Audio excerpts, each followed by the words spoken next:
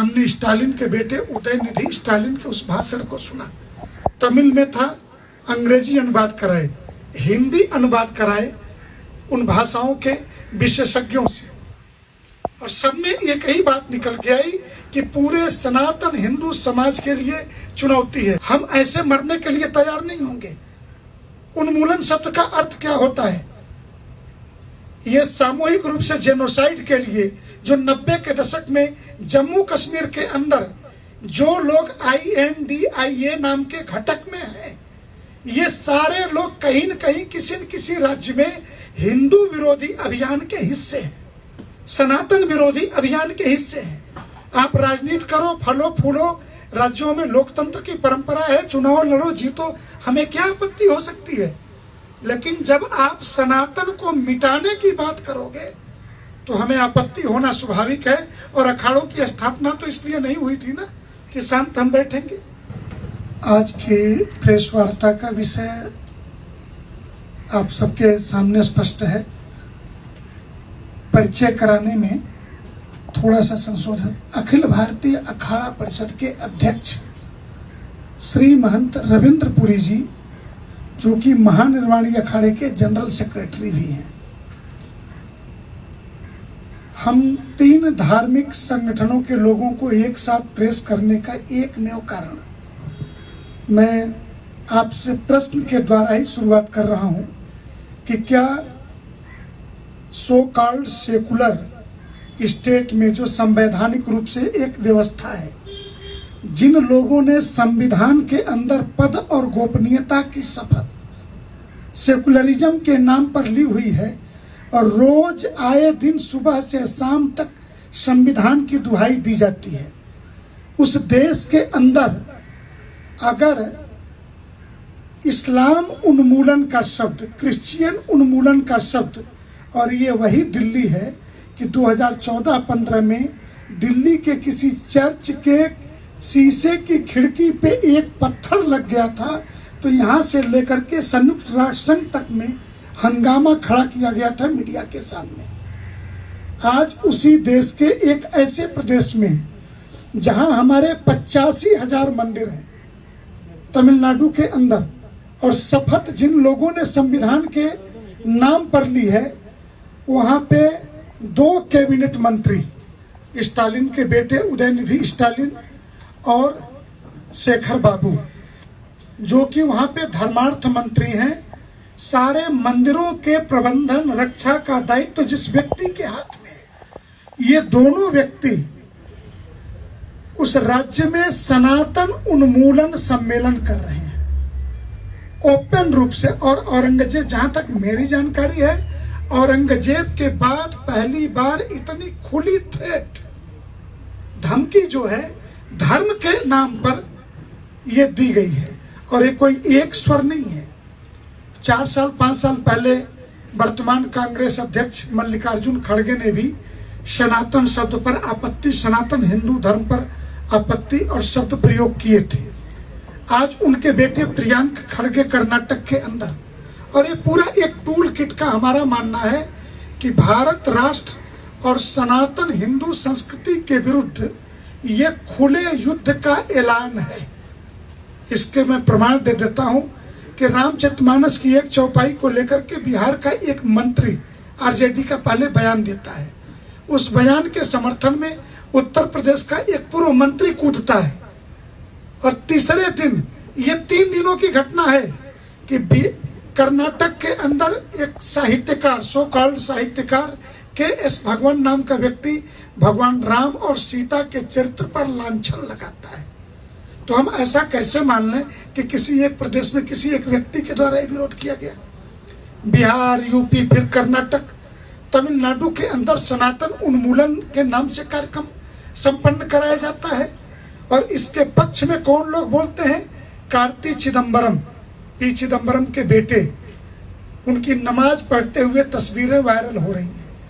आप किस संप्रदाय को फॉलो करते हो, किस धर्म को मानते हो, मुझे इस बात से कोई आपत्ति नहीं हो सकती, लेकिन जब आप सनातन को मिटाने की बात करोगे तो मरने से पहले संवैधानिक अधिकार युद्ध को स्वीकार करने का हमारे पास भी सुरक्षित है।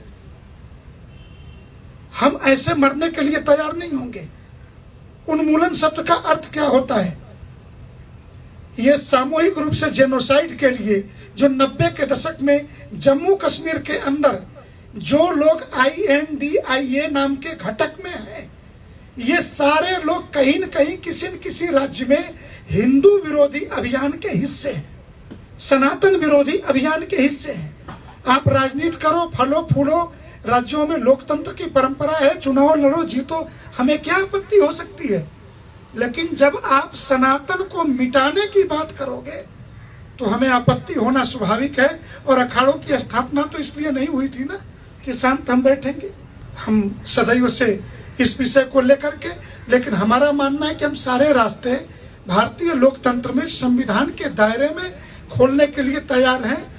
युद्ध के सारे रास्ते, वैचारिक, बौद्धिक, जो भी युद्ध हो, लेकिन यह सनातन उन्मूलन जो शब्द है, ये जेनोसाइड का शब्द है, होलोकास्ट के तरफ आगे बढ़ा रहा है। और इन शब्दों की रचना करके, क्योंकि बार बार हमने कई बार वीडियो चला करके हमने स्टालिन के बेटे उदयनिधि स्टालिन के उस भाषण को सुना। तमिल में था, अंग्रेजी अनुवाद कराए, हिंदी अनुवाद कराए उन भाषाओं के विशेषज्ञों से, और सब में एक ही बात निकल के आई कि पूरे सनातन हिंदू समाज के लिए चुनौती है। क्योंकि हमारा धन 85,000 मंदिर तमिलनाडु के अंदर, हजारों करोड़ का रेवेन्यू उन मंदिरों से लेकर के वहां पर खर्च किया जाता है। हमारा धन, हमारा रेवेन्यू और हमारे हत्या की प्लानिंग, कम से कम ये तो हम नहीं स्वीकार कर पाएंगे इस समूचे संघर्ष में। इसलिए भारत की राष्ट्रीय राजधानी क्षेत्र में तीनों प्रमुख संगठनों के अखिल भारतीय संत समिति सनातन हिंदू धर्म में 127 संप्रदाय हैं, जिसका ये सर्वोच्च निकाय है।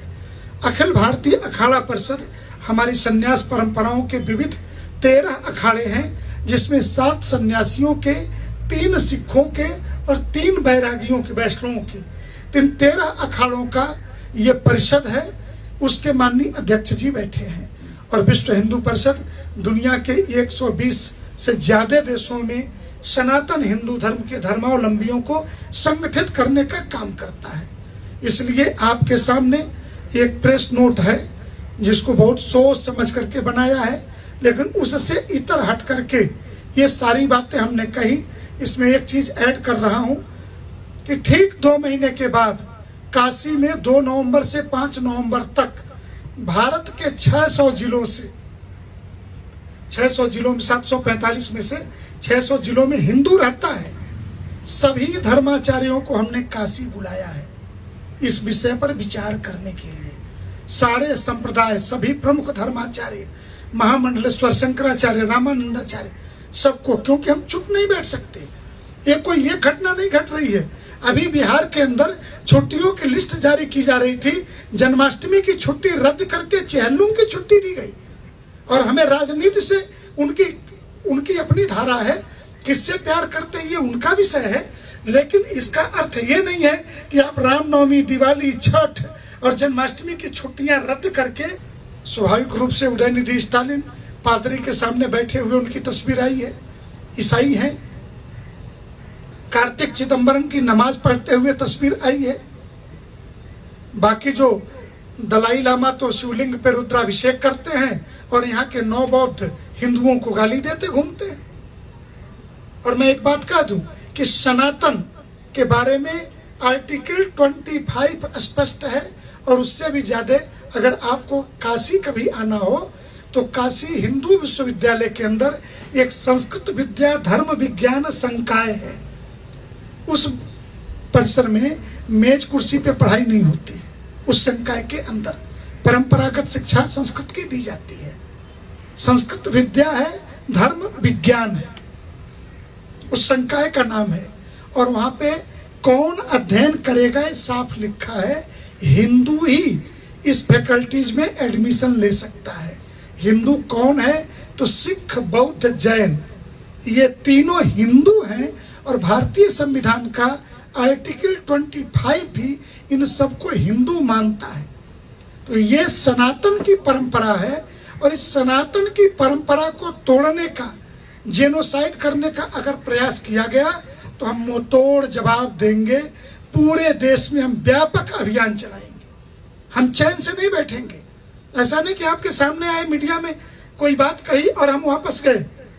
भारत में 5 लाख गांव है, 18 लाख साधु संत है हमारे पास, 20 लाख मंदिर हैं इस देश के अंदर, जिसमें से 12 लाख हिंदुओं के मंदिर हैं, 8 लाख बौद्धों के और सिखों के मंदिर हैं, क्योंकि स्वर्ण मंदिर भी मंदिर है, संवैधानिक रूप से उसका वो मंदिर है। इसलिए ये जो कुछ भी हिंदू विरोध, और हिंदू विरोध करते करते हिंदू विरोध, हिंदू इक्वल टू राष्ट्र, राष्ट्रीयता, तो इसके चलते हिंदू विरोध राष्ट्र विरोध के रूप में बदल करके दुनिया के जिन देशों से वो पैसे ले सकते हैं हिंदुओं के विरोध के लिए, जो कुछ भी साजिश कर सकते हैं वो कर रहे हैं, और हम इसका जवाब देंगे। किसी घटना को घटने का समय आता है तो किसी एक दिशा का चुनाव करता है।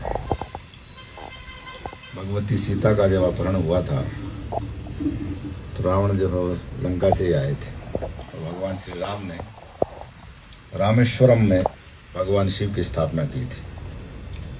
तो आज भी जो सनातन धर्म को समाप्त किया जाए, इस प्रकार का उद्बोधन भारत के संविधान की शपथ लेने के बाद एक राज्य के मंत्री के द्वारा बार बार उसको कहा जा रहा कि हम इस पे अडिग हैं, ये बहुत ही चिंतनीय विषय है और इसमें हम सब लोगों ने मिल करके इसका विरोध किया है। आज का जो समय है, भारतवर्ष का जो वर्तमान संविधान है, उसको सभी समुदाय, सभी संप्रदाय के लोग मानते हैं। सनातन अपने आप में सूर्य से पैदा हुआ है। जब तक सूर्य है तब तक सनातन रहेगा। ना सनातन को कोई नष्ट कर पाया है। अगर ये उनकी सोच है तो ये उनकी मूर्खता है, अज्ञानता है। बहुत साल तक यहाँ विधर्मियों ने क्षेत्र विशेषों में राज्य की स्थापनाएं की, केंद्रीय सरकार भी बनी, कुछ समय अंग्रेजों का भी शासन रहा। हम लोग ना कभी नष्ट हुए। हमारे पूर्वजों ने जो बलिदान दिया और वो ऋषि परंपरा भारत की जब से सृष्टि प्रारंभ हुई है संसार की, तब से चल रही है और सनातन धर्म भी तब से ही चल रहा है। तो ये उनका भ्रम है। अब इसमें वर्तमान व्यवस्था में, क्योंकि लोकतंत्र में भारत एक गणराज्य है, अनेकों राज्यों में अलग अलग पार्टियों की सरकार है, सबके अपने अपने मत हैं। हम लोग कभी किसी धर्म विशेष के प्रति या संप्रदाय विशेष के प्रति कोई भी ऐसा वक्तव्य या भाषा का प्रयोग नहीं करते हैं जिससे उस समुदाय या उसके इष्ट को मानने वाले लोगों को कोई ठेस पहुंचे, और दूसरे लोगों से भी हम ये आशा करते हैं कि वो उसका पालन करें। अन्यथा शंकराचार्य के द्वारा जो दिग्विजय अभियान चलाया गया था, जब संपूर्ण भारतवर्ष में दुष्ट और भ्रष्ट तांत्रिकों का बहुमत हुआ, उसको समूल नष्ट करने के लिए अखाड़ों की स्थापना हुई थी। और आज भी जैसा स्वामी जी ने कहा, लाखों की संख्या में साधु महात्मा भारत के सभी राज्यों में रहते हैं, तमिलनाडु राज्य में भी हैं। तो उसके लिए अगर कोई भी स्थिति आती है सनातन के ऊपर, तो हम लोग माला के साथ में भाला उठाने की भी क्षमता रखते हैं। और लेकिन संविधान के दायरे में रहते हुए अगर सनातन धर्म की व्याख्या को उन्होंने पढ़ लिया होता तो शायद वो ऐसा नहीं कहते। पूर्व काल में उनके दादाजी जब मुख्यमंत्री थे तो उन्होंने भगवान श्री राम के अस्तित्व पर और राम सेतु पर प्रश्न चिन्ह खड़ा किया था। हम लोगों ने उस समय विरोध किया था और माननीय सुप्रीम कोर्ट के माध्यम से उसको हमने मनवाया और बाद में उन्होंने उसको स्वीकार किया। तो अगर कोई व्यक्ति सनातन के अस्तित्व को कहता है कि मैं स्वीकार नहीं करता हूँ, उसको नष्ट कर दिया जाए, तो ये उसकी मूर्खता है।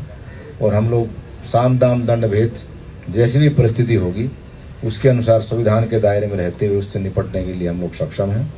मीडिया बंधुओं के माध्यम से यही संदेश मैं उनके पिताश्री को देना चाहता हूं कि एक राज्य के निर्वाचित मुख्यमंत्री हैं, अपने पुत्र को सुयोग्य शिक्षा देनी चाहिए। भाषा और शब्दों का चयन करते समय हमें किसी समाज की उपेक्षा ना हो, उसकी भावना को ठेस ना पहुँचे, ऐसे शब्दों के चयन से उन्हें बचना चाहिए। पुनः एक बार आप सब लोगों का यहाँ पधारने का